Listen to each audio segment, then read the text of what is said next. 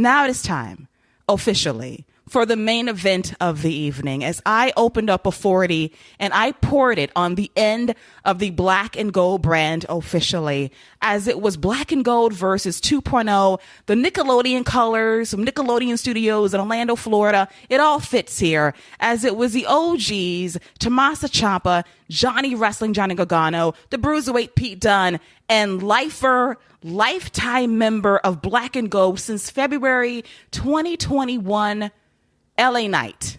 Yes, that lifer of Black and Gold versus 2.0's Braun Breaker, NXT North America champion Carmelo Hayes, Grayson Waller, and Tony D'Angelo. And Tony fucking D'Angelo.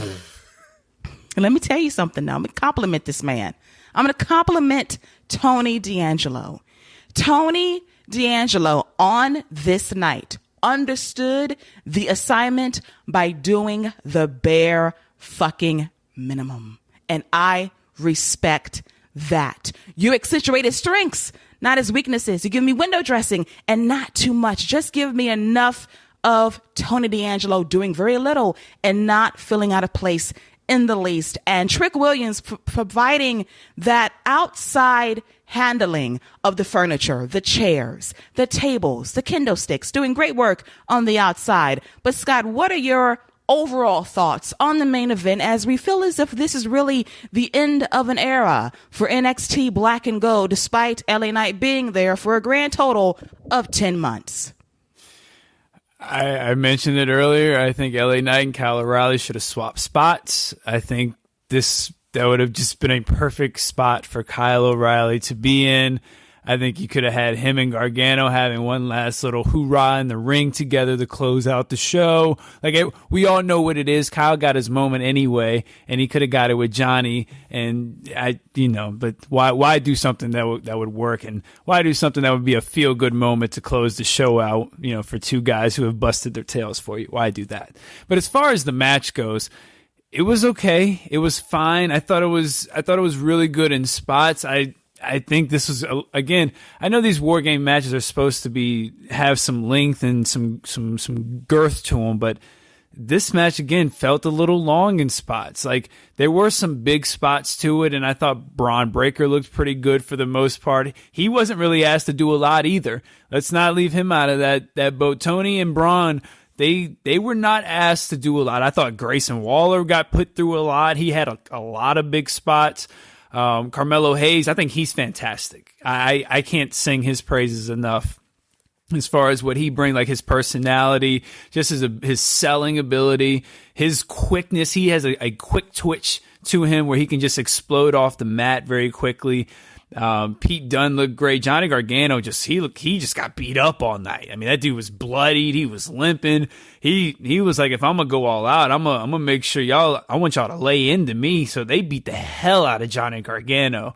I like the match layout for the most part. I think LA Knight had a really nice spot where he did a pop up belly to belly with Grayson Waller through a table. Grayson Waller went through 3 tables, by the way, in this match. I feel like he put somebody through a table where he went through his legs 3 times. He got put through it. Then I think he got put through 2 tables. So Grayson Waller put his work in.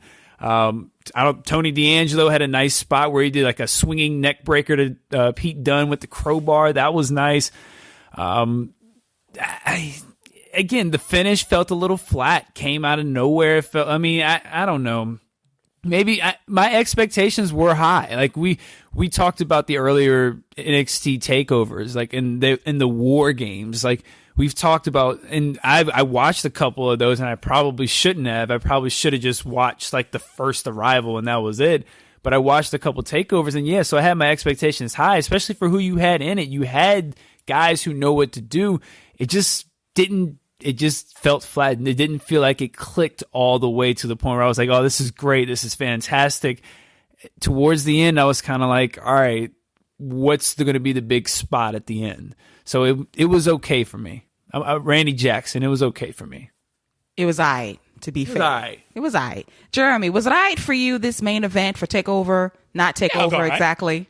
Yeah, it'll go all right.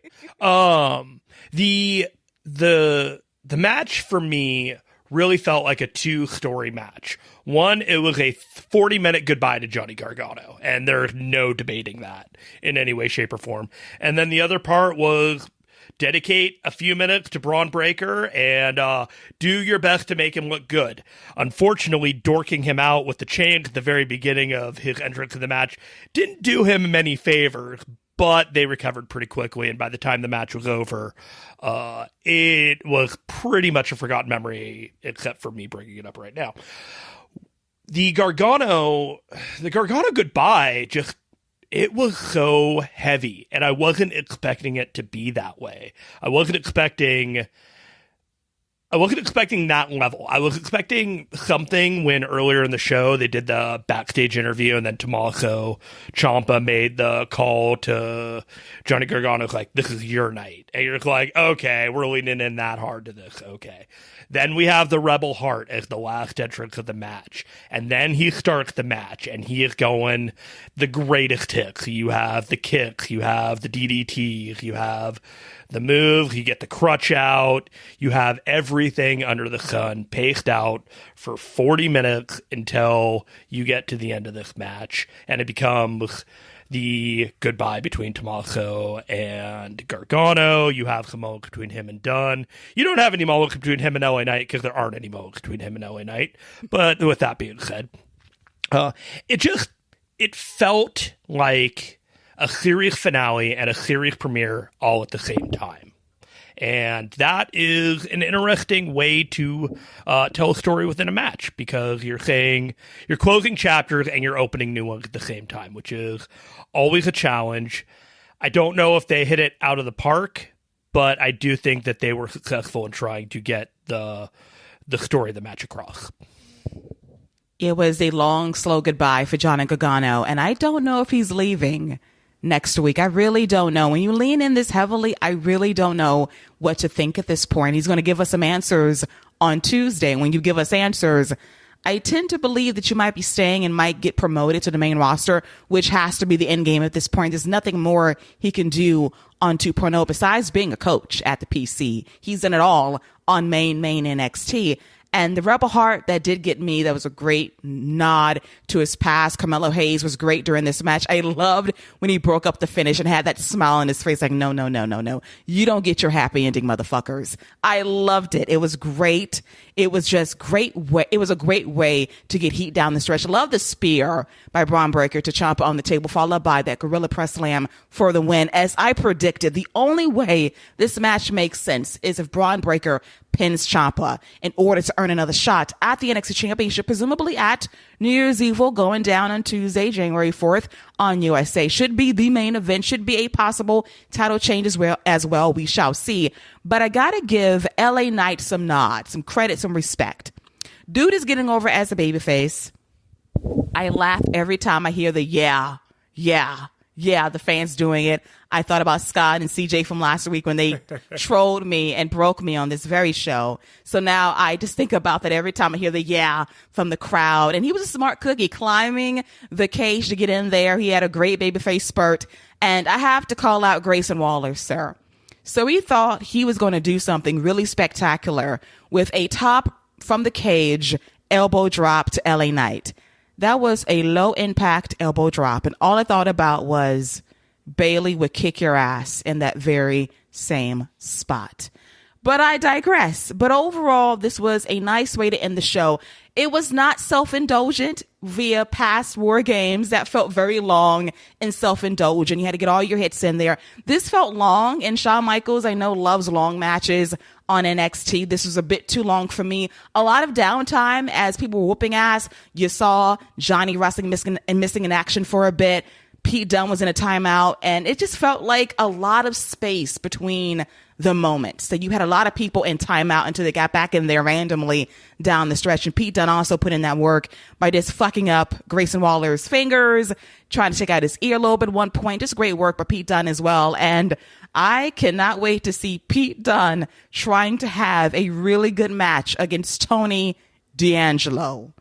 My prayers in advance, because that is a story heading into the future episodes of NXT. And Pete Dunne is by far the most protected man on this show.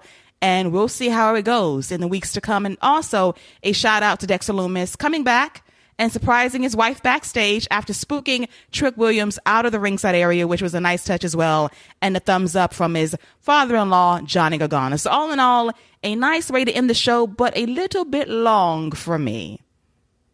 Was there anything that stuck out more than Tony D'Angelo just being in the match, period? Like nothing, like he completely stuck out in the wrong way. I have no idea what he brought to the table, to the match. I think they could have won that 4-on-3, to be honest with you. I have no idea what he brought to the table there.